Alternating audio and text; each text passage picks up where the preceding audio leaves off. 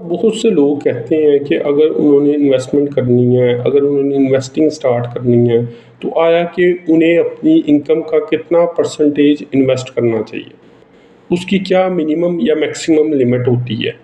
तो minimum limit जो आम कही जाती है वो तो 10% है, लेकिन अमेरिका में 15% of your pay check is the minimum which you have to invest, यानी 15% आपने ज़रूर इन्वेस्ट करना है। लेकिन आम अगर देखा जाए तो लोग कहते हैं जी 20% कर लें, 10% कर लें, या अगर आपकी अपनी कोई ज़रूरतें हैं उनके मुताबिक एडजस्ट कर लें, क्योंकि ये पर्सनल फिनांस का इससे बहुत गहरा ताल्लुक है।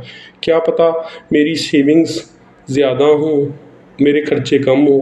कुछ लोग ऐसे होते हैं उन पर रिस्पॉन्सिबिलिटीज़ ज़्यादा होती हैं, उनके खर्चे ज़्यादा होते हैं, उनकी सेविंग्स कम होती हैं।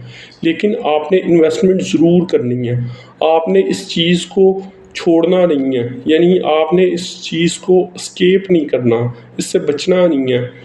आपने इन्वेस्टमेंट क्यों करनी है?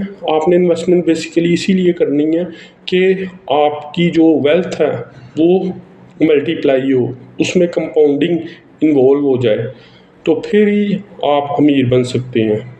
तो अमीर बनने के लिए, अपनी रिटायरमेंट के बाद ज़िंदगी को बेहतर बनाने के लिए, फाइनेंशियली इंडिपेंडेंट होने के लिए इन्वेस्टिंग बहुत ज़्यादा ज़रूरी है, और उसके लिए आपको at least 10 to 20% of your paycheck have to invest in equity market or in equity mutual fund, so that you can safely spend your after retirement life.